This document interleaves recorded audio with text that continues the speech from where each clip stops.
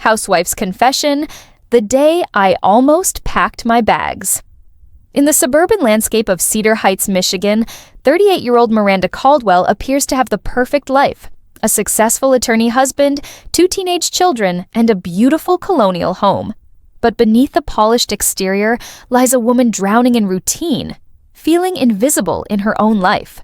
When a series of small but profound moments force her to confront the growing distance in her marriage and her lost sense of self, Miranda reaches a breaking point that leads her to consider leaving everything behind. This is the story of one pivotal day that changed everything. A raw, honest exploration of marriage, motherhood, and the courage it takes to fight for your own happiness. And now, I'd love to hear from you. Tell me in the comments where you're watching from, and if my story touched your heart today. Don't forget to subscribe and hit the notification bell so you never miss the next confession. Give this video a like if it resonated with you, and share it with another woman who needs to know she's not alone. Together, our voices are stronger. Chapter 1: The Breaking Point. The alarm clock's shrill cry pierced through the early morning silence of 47 Maple Grove Drive. But Miranda Caldwell was already awake, staring at the ceiling with eyes that hadn't truly rested in months. The digital numbers glowed 5:47 a.m. in harsh red letters, and beside her, Richard slept peacefully, his breathing steady and undisturbed. How she envied that peace. Miranda slipped out of bed with practiced silence, her bare feet finding the cold hardwood floor of their master bedroom. The November air in Cedar Heights carried the crisp promise of winter, and she pulled her robe tighter around her shoulders as she padded toward the kitchen. The house felt enormous around her in these early morning hours. All 3,200 square feet of suburban perfection that sometimes felt more like a beautiful prison. The coffee maker gurgled to life as she measured out the grounds, the familiar routine offering little comfort. Through the kitchen window, she could see the Hendersons' house across the street, their porch light still glowing against the pre-dawn darkness. Mrs. Henderson was probably already up too, starting another day identical to the last. "Morning, Mom?" The voice startled her from her reverie. 16-year-old Jasmine shuffled into the kitchen, her auburn hair a messy halo around her face, school uniform already wrinkled despite being freshly ironed the night before.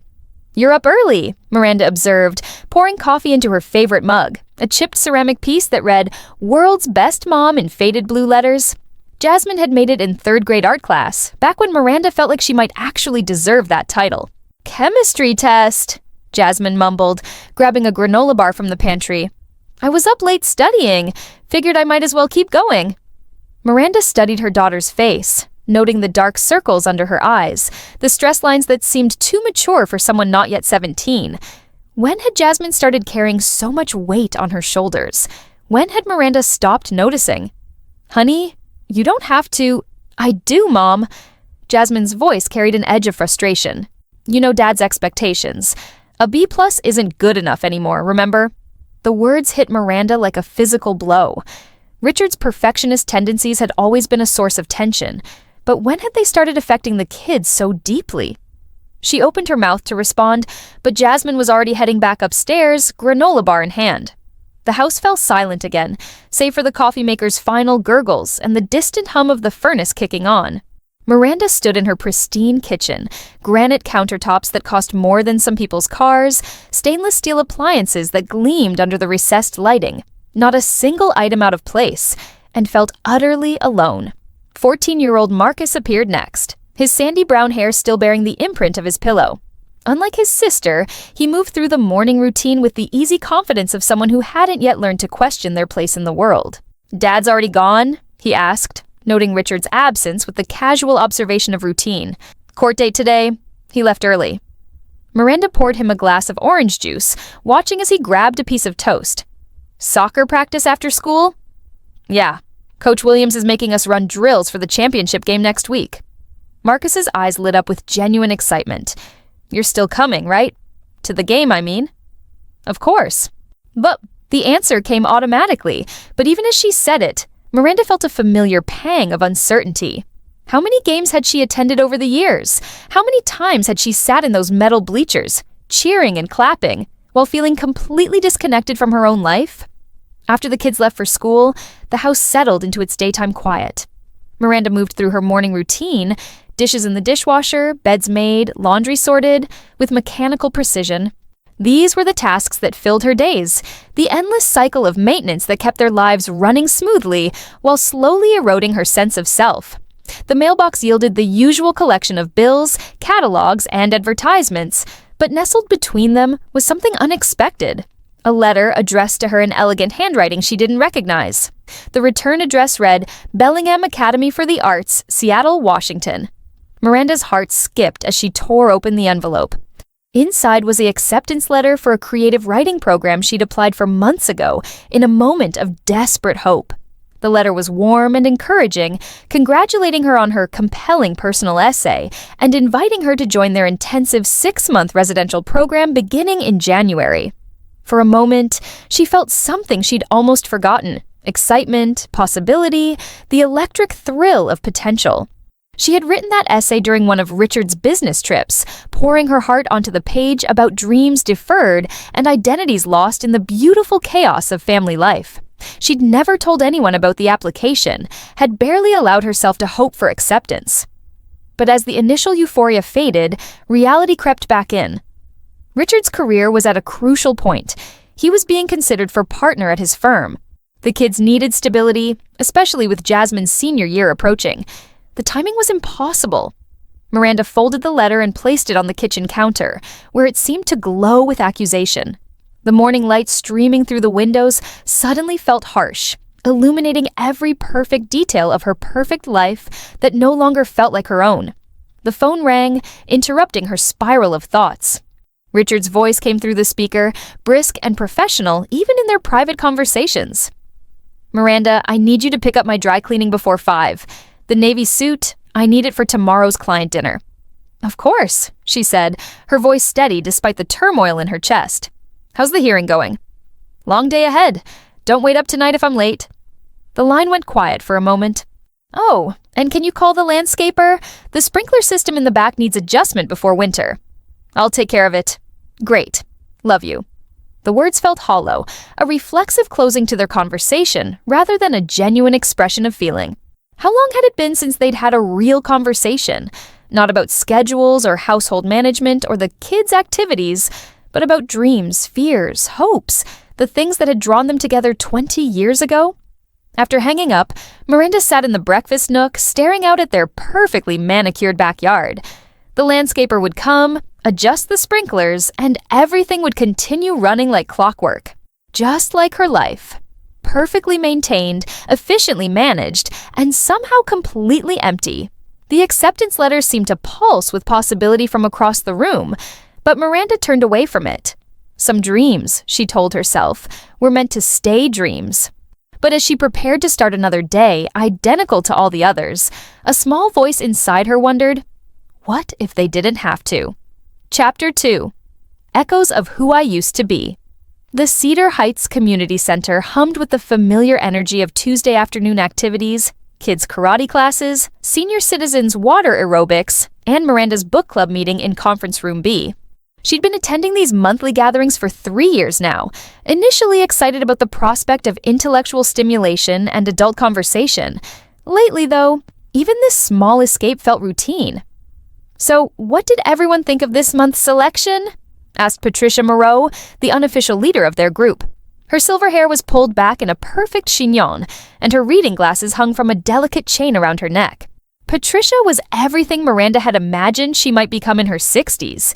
Cultured, well-read, comfortably settled in her role as a pillar of the community. The book was Eat, Pray, Love, a choice that had initially made Miranda cringe with its obvious symbolism, but as the weeks passed, she'd found herself drawn into Elizabeth Gilbert's journey of self-discovery. Today, with the acceptance letter still burning in her memory, the parallels felt almost painful. I found it self-indulgent, declared Sharon Kowalski, a sharp-featured woman whose husband owned 3 car dealerships in the area. I mean, who just abandons their life to go find themselves? Some of us have responsibilities. Miranda shifted in her chair, feeling the words like tiny arrows. Around the table, the other women nodded in agreement. 6 suburban housewives, all roughly her age, all trapped in their own variations of the same life. But don't you think, ventured Linda Chen, the newest member of their group, That maybe sometimes we lose ourselves so completely that drastic action becomes necessary? An uncomfortable silence settled over the room. Linda was recently divorced, having left her marriage of 22 years after discovering her husband's affair. Her presence in the group had shifted the dynamic, introducing uncomfortable questions that the other women seemed reluctant to explore. "That's different," Sharon said quickly. "Infidelity changes everything, but to just leave because you're, bored, unfulfilled, that's not reality. That's a midlife crisis wrapped in pretty language." Miranda found her voice before she realized she was going to speak. "What if it's not about being bored? What if it's about feeling like you're disappearing?" The words hung in the air, surprising everyone, including Miranda herself. She rarely contributed much to these discussions, preferring to listen and nod along. But something about today felt different, more urgent. Patricia adjusted her glasses, studying Miranda with new interest. "What do you mean, dear?" Miranda's heart pounded, but she continued. "I mean, when was the last time any of us did something just for ourselves? Not for our husbands, not for our children, not for our communities. Just for us. When was the last time we even remembered what we wanted, separate from what everyone else needs from us?" The silence stretched longer this time. Finally, Margaret Henderson, yes, the neighbor Miranda watched from her kitchen window every morning, spoke up. "My daughter calls me twice a week," she said quietly. "Every conversation starts the same way. How are Dad and the kids? She never asks how I am, just how I am in relation to everyone else." Nods of recognition circled the table. Linda leaned forward, her eyes bright with understanding. "I used to paint," she said. "Before marriage, before kids, before everything. I was actually pretty good. Had a piece in a gallery show once." "What happened to it?" Miranda asked. "Life happened. Kids happened. 22 years happened." Linda's smile was tinged with sadness. "My ex-husband converted my studio into his home office when Tommy was born, said we needed the space for practical things. I wanted to be a teacher," Margaret said suddenly, as if the confessions were contagious. "Elementary school. I was studying education when I met Harold. He said there was no point in finishing my degree once we got married. His accounting firm was doing well, and we wanted children right away." One by one, the women began sharing their abandoned dreams. Sharon had wanted to be a veterinarian. Patricia had written poetry in college, even published a few pieces in literary magazines. Another member, quiet Carol Williams, had been accepted to nursing school but had given up her spot when her mother fell ill. Miranda listened to each story with growing recognition.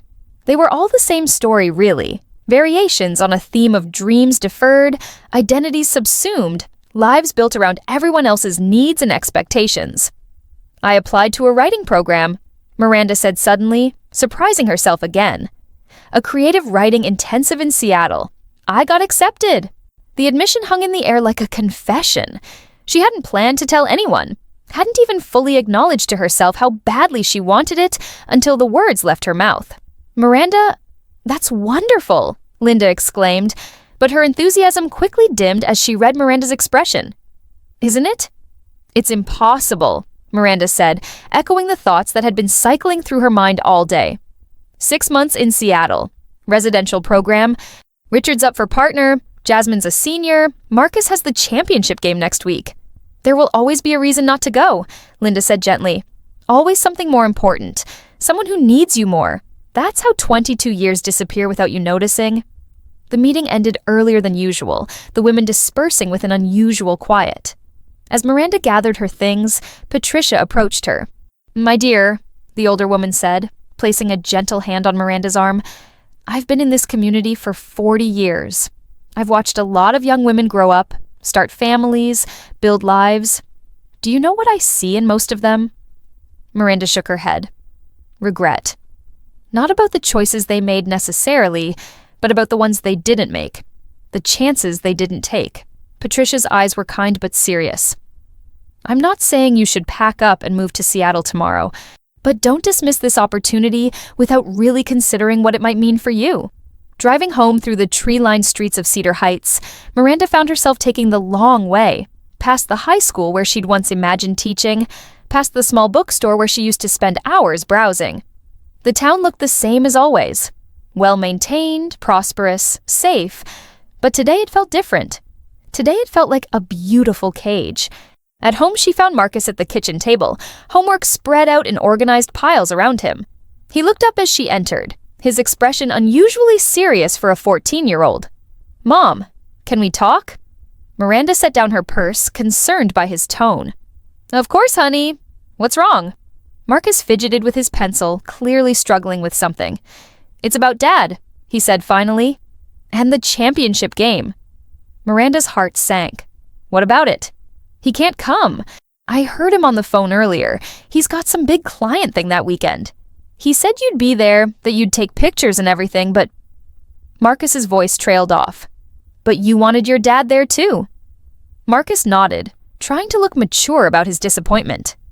"I mean, I get it. His work is important. It's just, this is my first championship game, you know? I've been working toward this all season." Miranda sat down beside her son, studying his young face. When had he learned to minimize his own disappointment for the sake of others? When had he started carrying the weight of understanding adult priorities? "Marcus, your dad should be there. This is important." "It's okay, Mom. Really. You'll be there, and that's what matters." But it wasn't okay, Miranda realized. None of it was okay. Her husband missed another milestone. Her daughter stressed herself sick, trying to meet impossible standards. Her son learned to accept disappointment as inevitable. And she made excuses for all of it, smoothed over the rough edges, kept everything running while slowly disappearing inside her own life. That evening, as she prepared dinner, the acceptance letter still sat on the counter where she'd left it that morning. Richard came home late, as predicted, microwaving his plate while scrolling through emails on his phone. "How was your day?" he asked, the question automatic and distracted. "Fine," Miranda replied, matching his disinterested tone. "Book club." "Good." Richard barely looked up from his phone. "Did you call the landscaper?" "Yes, he'll be here Thursday." "Great." They sat in the living room afterward, Richard reviewing case files while Miranda flipped through a magazine without seeing the pages. The silence between them wasn't comfortable. It was the silence of two people who had forgotten how to talk to each other about anything that mattered. Upstairs, she could hear Jasmine's music through her bedroom door, Marcus practicing guitar in his room. The sounds of her children's lives going on around her, and yet she felt completely separate from it all. That night, as Richard slept beside her, Miranda stared at the ceiling again. In 12 hours, everything would start over. The same routine, the same responsibilities, the same slow erosion of whatever remained of the person she used to be, unless she chose differently. The thought terrified and thrilled her in equal measure. For the first time in years, Miranda allowed herself to imagine a different path, a different life. The possibility hung in the darkness above her, fragile and precious as a soap bubble, ready to burst at the first touch of reality. But for now, in the quiet darkness of her perfect bedroom in her perfect house, Miranda let herself dream. Chapter 3. The moment. Everything changed. Wednesday morning arrived with an unexpected snowfall, the first of the season painting Cedar Heights in pristine white. Miranda stood at her kitchen window, coffee mug warming her hands, watching the transformation outside. The snow made everything look different. Familiar landscapes turned mysterious and new under their white blanket. The acceptance letter had migrated from the counter to the kitchen table, where it lay next to Richard's abandoned breakfast plate. He'd left early again, barely acknowledging the weather or her quiet, "Good morning." The letter seemed to glow against the dark wood, a beacon of possibility she couldn't ignore. "Whoa, snow!" Marcus bounded into the kitchen, his enthusiasm infectious despite Miranda's mood. "Think they'll cancel practice?" "Probably not for this little bit," Miranda said, ruffling his hair as he passed, "but dress warmly." Jasmine appeared minutes later, her expression sour as she surveyed the weather through the window. "Great. Now the roads will be terrible and I'll be late for first period. Mrs. Patterson already hates me." "Mrs. Patterson doesn't hate you, honey. She gave me a C+ on my last essay, Mom. Dad nearly had a stroke." Yeep, Jasmine grabbed her backpack with more force than necessary. Everything has to be perfect, remember? No room for mistakes in the Caldwell family.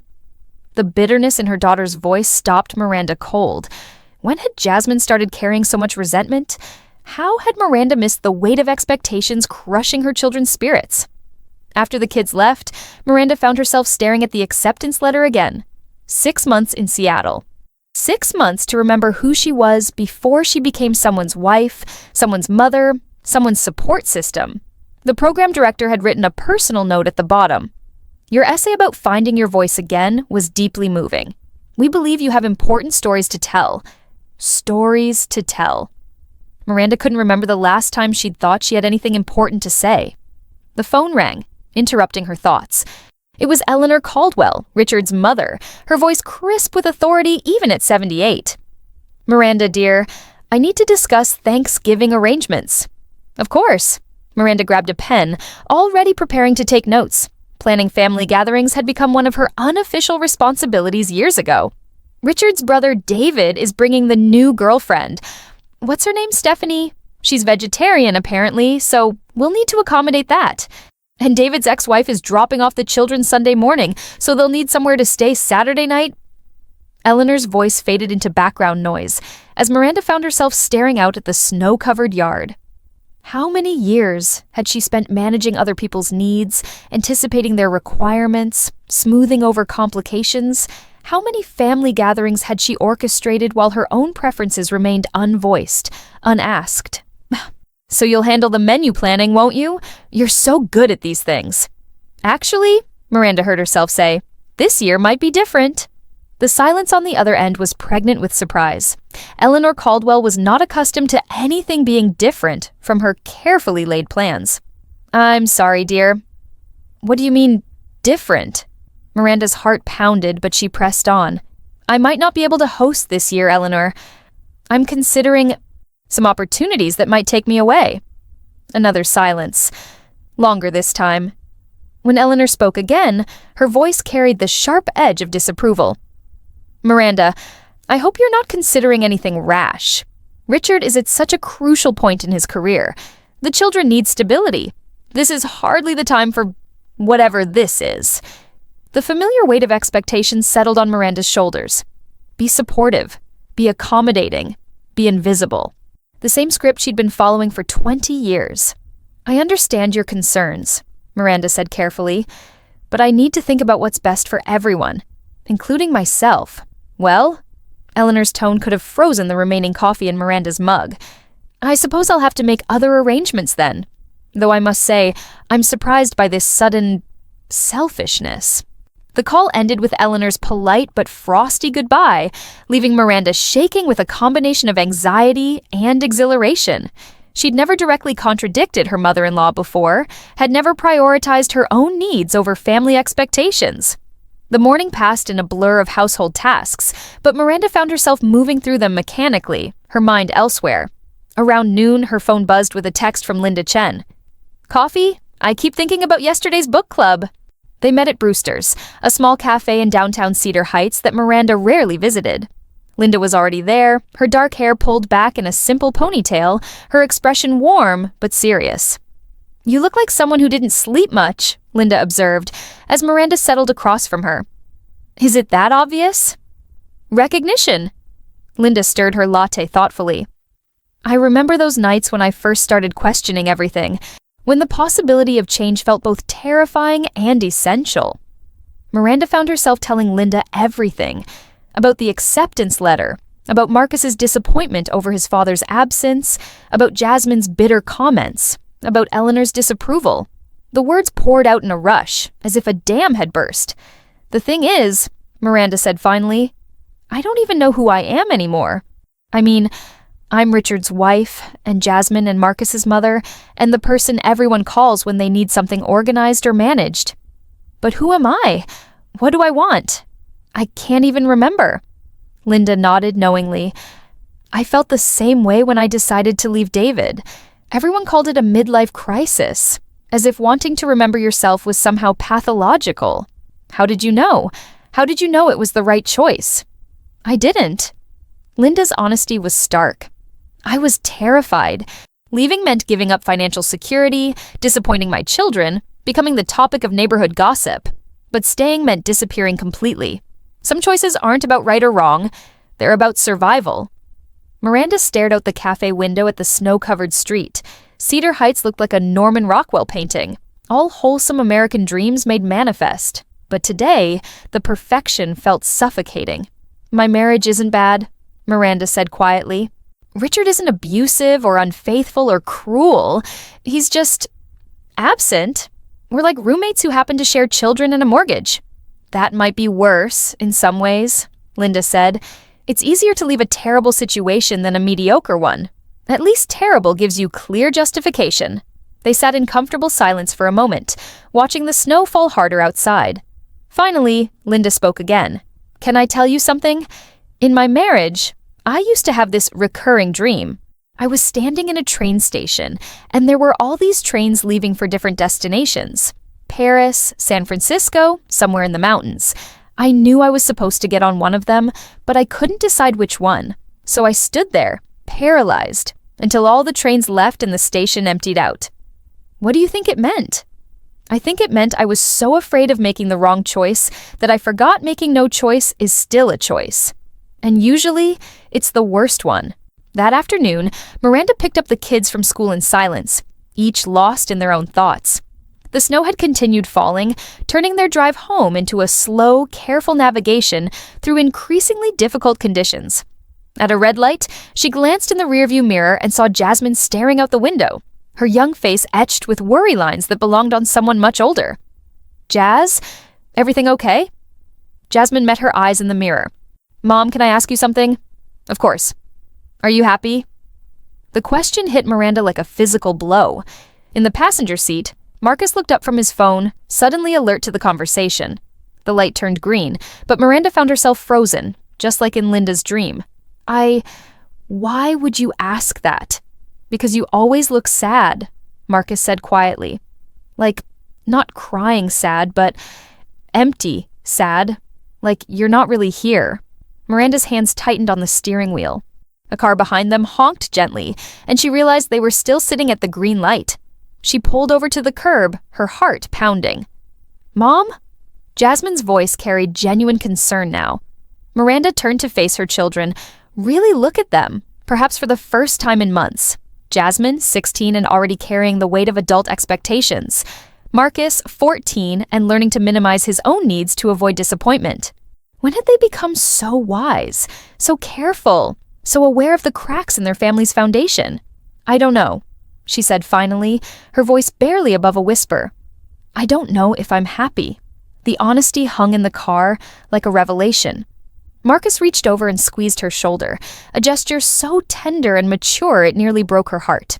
"Maybe you should figure that out," Jasmine said softly. "I mean, you're always telling us to follow our dreams and be true to ourselves. Shouldn't you do the same thing?" That evening, as Miranda prepared dinner, she found herself really looking at her life, not just managing it, but examining it. The kitchen where she spent hours each day cooking meals she rarely had time to enjoy. The family room where they sat in separate silences, each absorbed in their own screens. The dining room table where they ate efficiently, discussing schedules and logistics, but rarely sharing thoughts or feelings. Richard came home late again, shaking snow from his coat in the entryway. He looked tired, older than his 42 years, his hairline receding and stress lines deepening around his eyes. "Rough day?" Miranda asked, though she could predict the answer. "The Morrison case is becoming a nightmare. Discovery is taking forever, and the client is getting impatient."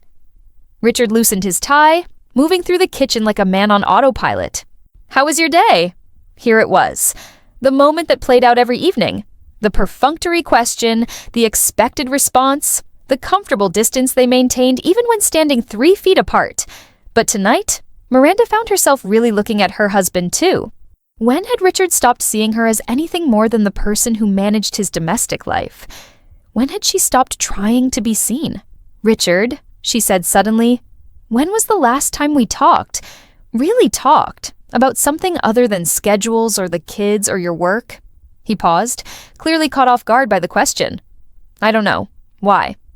"I got accepted to a writing program in Seattle, 6 months starting in January." The words were out before she could stop them, hanging in the kitchen air like smoke. Richard stared at her, his expression cycling through confusion, surprise, and something that might have been fear. "You applied to a program? When? Why didn't you tell me?" "Because I knew you'd list all the reasons I couldn't go." Miranda, this is completely impractical. I'm up for partner. The kids need stability. 6 months? What about our life here? What about my life, Richard? The question stopped him short. He opened his mouth, closed it, opened it again. For 20 years, they had operated under the assumption that his career, his needs, his priorities came first. The idea that she might have her own seemed to genuinely shock him. I don't understand what this is about. That's the problem, Miranda said quietly. You don't understand, and I don't think you want to. They stood there in their perfect kitchen, snow falling outside the windows, their marriage balanced on the edge of a precipice neither of them had seen coming. 20 years of accumulated silences, compromised dreams, and parallel lives had led to this moment, two people who had somehow forgotten how to be anything other than strangers sharing an address. We need to talk, Richard said finally. Really talk. But not tonight. Tonight I need to review the Morrison files. He left her standing there, and Miranda realized that his response, postponing the conversation for work, avoiding the difficult discussion, was exactly why they had arrived at this place. Some conversations couldn't wait for a convenient time. Some truths demanded immediate attention. That night, as Richard worked in his home office and the kids did homework upstairs, Miranda sat alone in the living room, the acceptance letter spread on the coffee table before her. Outside, the snow continued falling, transforming their neighborhood into something new and unfamiliar. For the first time in years, Miranda allowed herself to imagine getting on that train, choosing a destination, moving towards something instead of away from everything. The possibility terrified her, but it also filled her with something she'd almost forgotten how to feel. Hope. Tomorrow, she would have to decide. Tomorrow, she would have to choose between the life she had built and the life she might still be able to create. Tonight, she let herself dream of Seattle, of mountains and coffee shops and writing workshops where her words might matter to someone besides herself. Tonight, she imagined what it might feel like to be Miranda again, not just someone's wife or mother or support system, but a whole person with her own dreams and desires and voice. The snow fell harder, covering the tracks of their old life, preparing the ground for whatever came next. Chapter 4. Finding the courage to stay or go. Thursday morning arrived gray and cold. The snow from the previous day now a dirty slush that made the familiar streets of Cedar Heights look tired and worn. Miranda stood in her bedroom, staring at the suitcase she'd pulled from the closet but hadn't yet opened. The acceptance letter lay on her dresser, wrinkled now from being handled so many times. She had 48 hours to respond to the writing program, 48 hours to decide whether to stay in her carefully constructed life or leap into the unknown. Richard had left for work without mentioning their conversation from the night before, his silence speaking volumes. The kids had eaten breakfast in relative quiet, both seeming to sense the tension that filled their house like an invisible fog.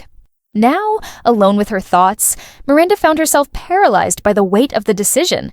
She moved to the window, looking out at the neighborhood where she'd lived for 15 years. Mrs. Henderson was scraping ice from her windshield, her movements methodical and resigned. Down the street, she could see other women beginning their days, walking dogs, loading children into cars, starting the endless cycle of tasks that would carry them through to evening. The phone rang, breaking her reverie. It was her sister Rebecca calling from Portland. "Hey, stranger, how's the suburban paradise treating you?" Rebecca's voice carried the easy confidence of someone who had never compromised her dreams for anyone else's expectations. At 45, she was an unmarried art therapist who traveled frequently and lived in a converted loft downtown. Miranda had always envied her sister's freedom, though she'd never admitted it. Miranda paused, realizing she was tired of pretending everything was fine. Actually, it's falling apart. What do you mean? The story poured out. The acceptance letter, the growing distance in her marriage, the children's stress, her own sense of disappearing. Rebecca listened without interrupting, occasionally making small sounds of understanding or encouragement. "So," Rebecca said when Miranda finished, "what's the real problem? Are you afraid of going or afraid of wanting to go?" The question struck deep. "Both, I think." "Miranda, do you remember when we were kids and you used to write those stories? You'd hole up in your room for hours, creating these incredible worlds, these complex characters. You were going to be a novelist, remember?" Miranda did remember. She'd filled notebook after notebook with stories, had won writing contests in high school, had started college as an English major with dreams of literary greatness. But then she'd met Richard, and love had seemed more important than ambition. Marriage had meant supporting his career, while hers remained a someday possibility that gradually faded into never. That was a long time ago. Was it? Or did you just decide other people's dreams were more important than yours? The words stung because they were true. Miranda had made herself small to fit into other people's expectations, had convinced herself that sacrifice was noble when it might have been just another form of fear. Rebecca, I can't just abandon my family. I have responsibilities. Do you? Or do you have a husband who's never learned to be a true partner, and children who need to see their mother as a whole person, not just a service provider? Before Miranda could respond, she heard the front door open and close. Marcus's voice called out, "Mom, I'm home." "I have to go," Miranda told her sister. "Marcus is home early." "Think about what I said, okay? And Miranda, whatever you decide, make sure it's your choice, not your fear choosing for you." Marcus appeared in the bedroom doorway, his school backpack still on his shoulders, his face flushed from the cold. "Coach canceled practice because of the field conditions," he explained, then noticed the suitcase on the bed. "Are you going somewhere?" Miranda looked at her son, really looked at him. 14 years old, on the cusp of becoming a young man, already learning to accept disappointment as a natural part of life. What kind of example was she setting? What was she teaching him about relationships, about following dreams, about standing up for yourself? "I might be," she said honestly. "How would you feel about that?" Marcus sat down on the edge of the bed, considering the question with the seriousness she'd come to associate with both her children. "Sad," he said finally, "but also maybe proud." "Proud?" "Yeah, like you're always telling us to be brave, to go after what we want, but I've never really seen you do it." Marcus fidgeted with his backpack straps. "I mean, you do everything for everyone else, but what do you do for you?" The question, coming from her 14-year-old son, hit harder than any lecture from her sister or friend. Miranda sat down beside him, feeling the weight of years of misdirected energy. "I'm scared, Marcus. Scared of hurting people I love, scared of making the wrong choice, scared of failing." "Oh, but aren't you already failing?" The words were gentle but direct. "I mean, not as a mom. You're a great mom. But aren't you failing yourself?" Before Miranda could answer, Jasmine's voice echoed from downstairs. "Mom, can you come here for a minute?" They found Jasmine in the kitchen, a stack of college brochures spread across the table. She looked up as they entered, her expression troubled. "I've been thinking about what you said yesterday, about not knowing if you're happy. And I realized, I don't know if I'm happy either." Miranda felt her heart sink. "What do you mean? All these colleges, all these applications. I don't even know what I want to study.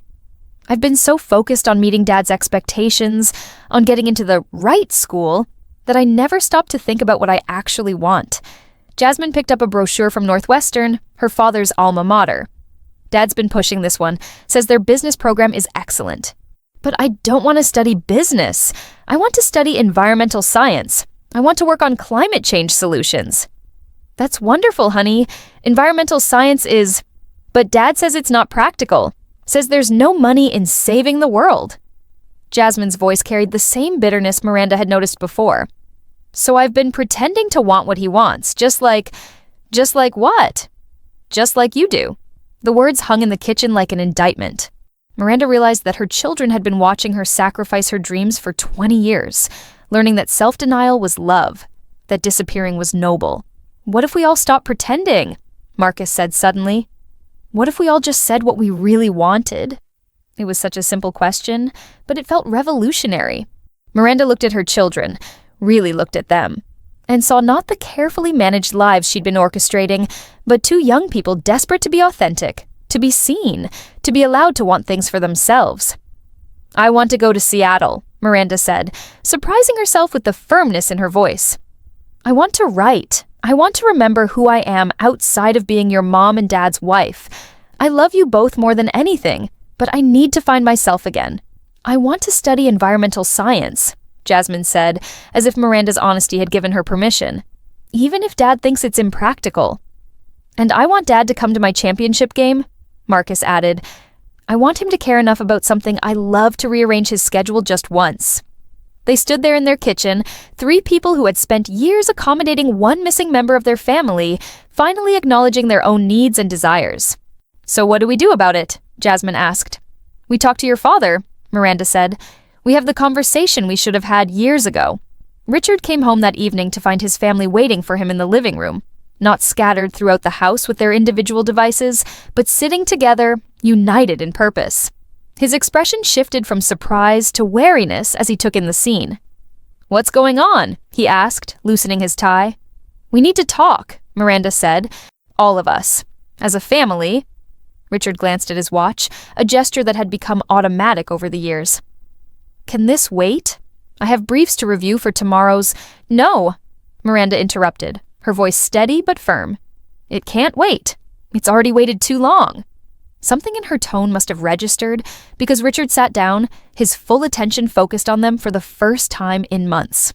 Miranda began with the acceptance letter, explaining about the writing program, about her growing sense of invisibility, about the dreams she'd deferred for so long they'd almost disappeared entirely. She talked about their marriage, about the distance between them, about how they'd become strangers sharing a life, rather than partners building one together. Jasmine spoke about college, about environmental science, about wanting to make choices based on her own passions, rather than her father's expectations. Her voice shook at first, but grew stronger as she continued. Marcus talked about the championship game, about wanting his father present for the things that mattered to him, about learning to expect disappointment instead of support. Richard listened in growing silence, his face cycling through emotions Miranda couldn't read. When they finished, the room fell quiet except for the tick of the grandfather clock in the hallway.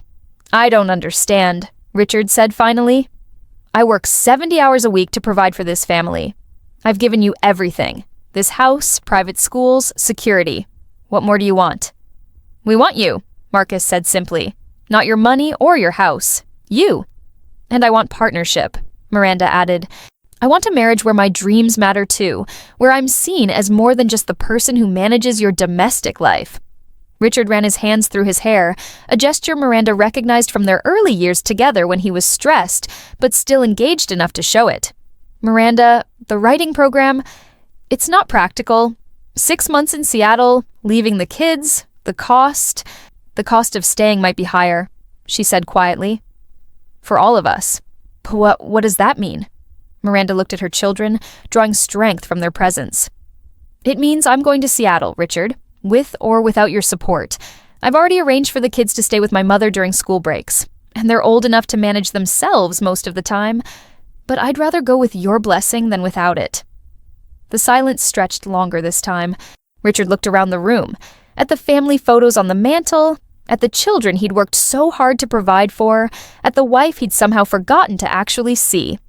"I don't know how to do this," he said finally, his voice barely above a whisper. "I don't know how to be the person you're asking me to be." "Neither do I," Miranda replied. "But maybe that's where we start, with not knowing, but being willing to try." Jasmine reached over and took her father's hand. "Dad, I don't need you to be perfect. I just need you to be present." "And I don't need you to have all the answers," Marcus added. "I just need you to care about the questions." Richard looked at his children as if seeing them clearly for the first time in years. "When did you get so wise?" "We learned from Mom," Jasmine said simply. "She's been holding us all together while forgetting to take care of herself." That night, after the kids went to bed, Miranda and Richard sat in their bedroom talking until nearly dawn. They talked about the early years of their marriage, about how ambition and responsibility had gradually replaced intimacy and connection. They talked about resentments and disappointments, about dreams deferred and opportunities missed. It wasn't an easy conversation. Richard admitted he'd used work as an escape, that providing financially had seemed easier than being emotionally available. Miranda acknowledged her own role in their dynamic, how she'd enabled his absence by never demanding his presence. "I don't want you to go," Richard said finally, as the first light of dawn crept through their bedroom windows. "I know, but I need to. What if it changes everything?" Miranda took his hand, noting how unfamiliar the gesture felt after years of parallel lives. "Richard, everything already has changed. We can either acknowledge it and work with it, or pretend it hasn't and watch it all fall apart." He was quiet for a long moment. "The Morrison case can wait," he said finally. "Marcus's championship game is more important." It was a small concession, but it felt enormous. Miranda squeezed his hand, feeling something she hadn't experienced in years. Hope for their marriage, for their family, for the possibility of rebuilding rather than just maintaining. "I'll support the Seattle program," Richard continued. "I don't understand it, and I'm scared of what it means. But I'll support it. On one condition." "What's that?" "That you come back.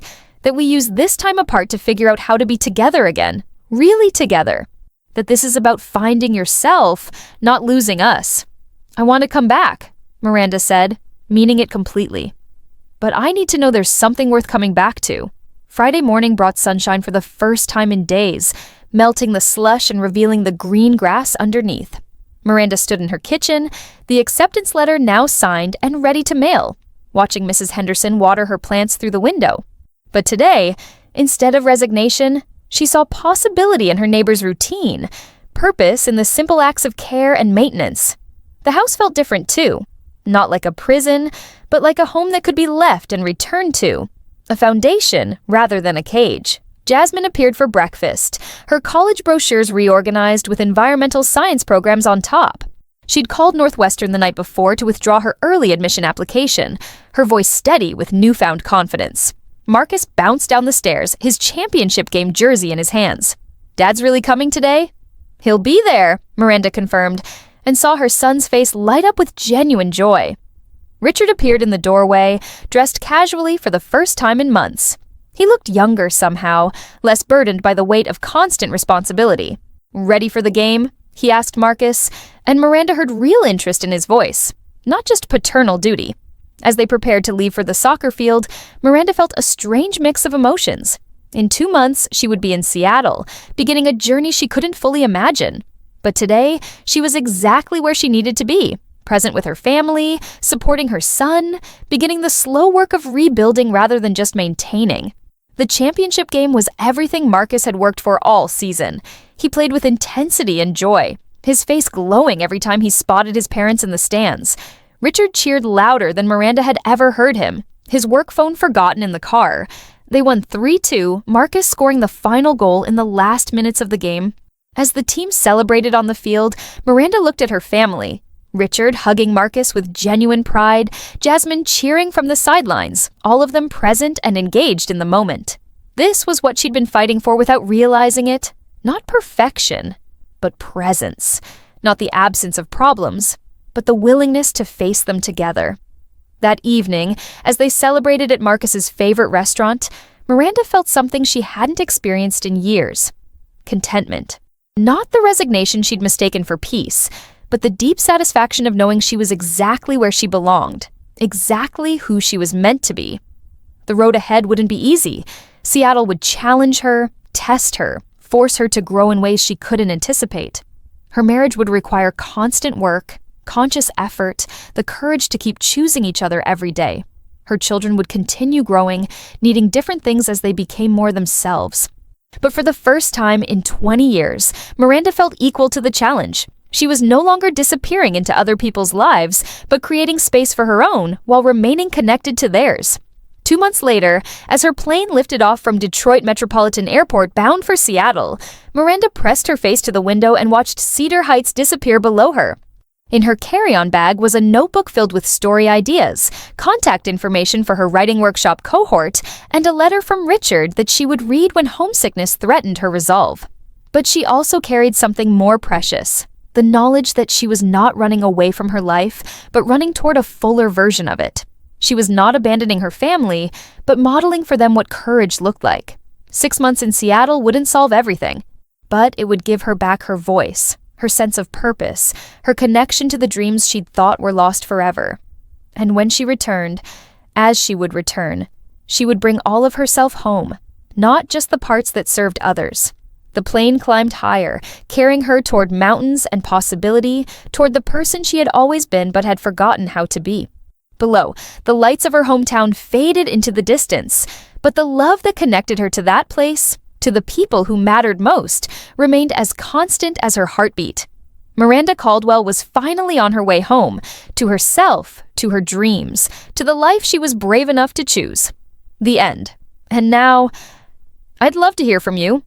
Tell me in the comments where you're watching from, and if my story touched your heart today. Don't forget to subscribe and hit the notification bell so you never miss the next confession. Give this video a like if it resonated with you, and share it with another woman who needs to know she's not alone. Together, our voices are stronger.